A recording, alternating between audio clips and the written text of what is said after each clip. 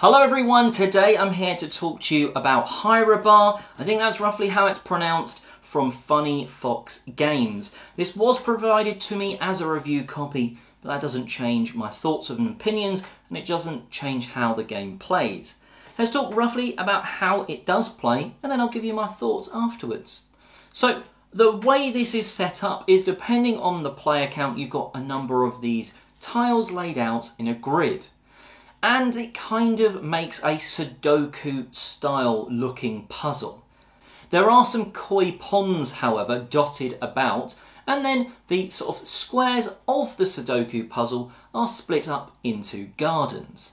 These are the things that you are trying to win the majority of, but you're also trying to get the lowest numbers around those koi ponds, because that's going to be able to double some of your points. On your turn, you're going to do a mandatory action, and then once normally throughout the game you'll do an optional one as well. That mandatory one is taking one of your double-sided numbered tokens and adding it to an empty space on the grid. Now, at the start of the game, that first player can place on any of the empty starting spaces, which are indicated by these ripples on the tiles. Now, you can do that and you are free to place there. From your future turns, though, there are limitations.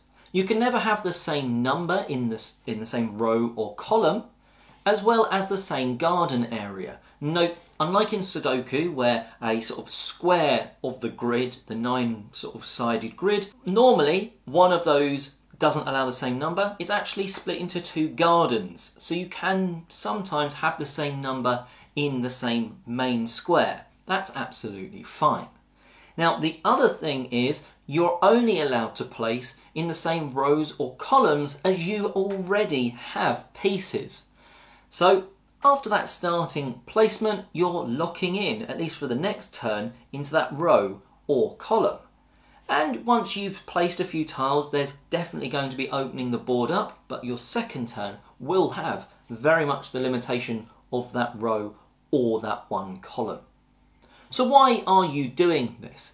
Well, you're trying to put your pieces down in a way that wins you the koi ponds, as well as winning you the majority for the gardens. It's all done at the end of the game. Whoever has the lowest combined numbers next to a koi pond, up, down, left, right, is going to win that koi. And they're going to use that token at the very end of the game. Whoever has the highest combined number of tokens, so you could have a 9 and a 6 for 15, for instance, whoever has the highest combined number in one of those gardens wins it.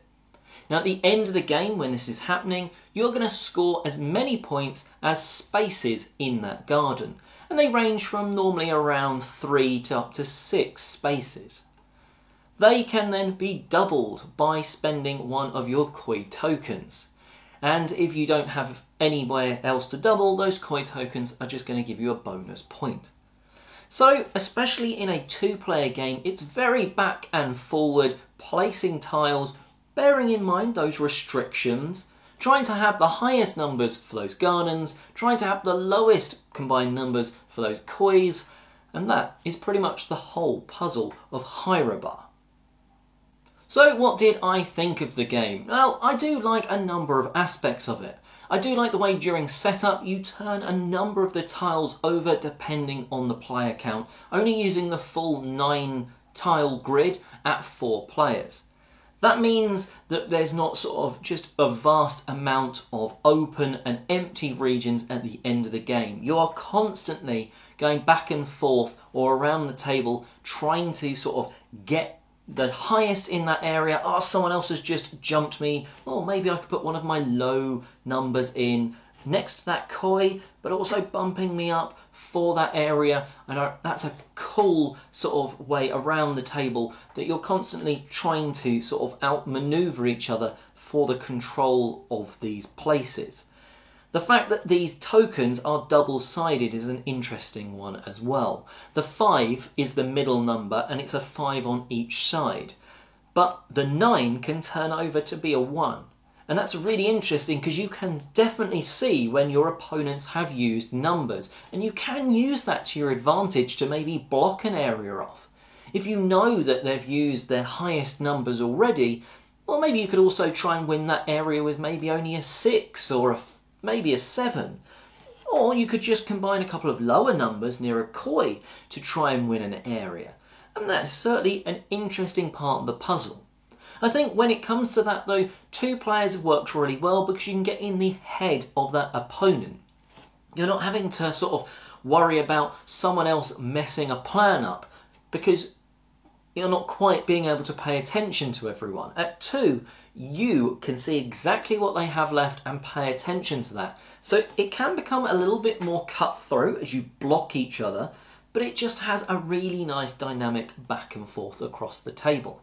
Now, if you're not a huge fan of Sudokus, the logics behind this might not be to your liking. The numbered puzzle of the not being in the same rows, columns or garden sections is really the crux of the puzzle here. So if you vibe with that and really like that, I think it's going to work well.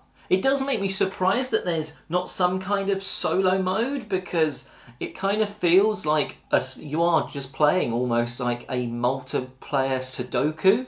It feels like there maybe could have been something where you're playing against and trying to complete and get as better score as you can. But there's not that sort of in the box. And coming from the Sudoku puzzles, the logic of all that, it very much feels like that style of puzzle. It's elevated and stepped up a little bit to become a game, but it hasn't really, despite sort of the koi tiles and the gardens and that, it still feels very much like completing a Sudoku. Now, the koi tokens are a nice thing there. You are competing with the lowest combined number, but then for the gardens, the highest. So that does drive quite a lot of choice around those kois, and on each tile there is a koi. And that's really important to sort of mean there is that constant variety of what you're competing for between players. I do think that the game could have tried to be a little more aesthetically pleasing. Don't get me wrong, when you've put the tiles out and you've got like the koi ponds and everything like that, that looks quite cool. There's some sort of bridges, there's the tiles, the tokens that you're putting out there, nice, good quality tokens. It just doesn't exactly scream any theme, which kind of lends more going back to that feeling just a bit like Sudoku. But all in all, Hyrobar is a game that has certainly hit the table a number of times, and I think some people are really going to enjoy this one. Certainly, if you have someone that likes Sudokus, this is a competitive version of that style of puzzle that they might enjoy as well. Check out other news and reviews and stuff on the channel. Until next time, have a great day.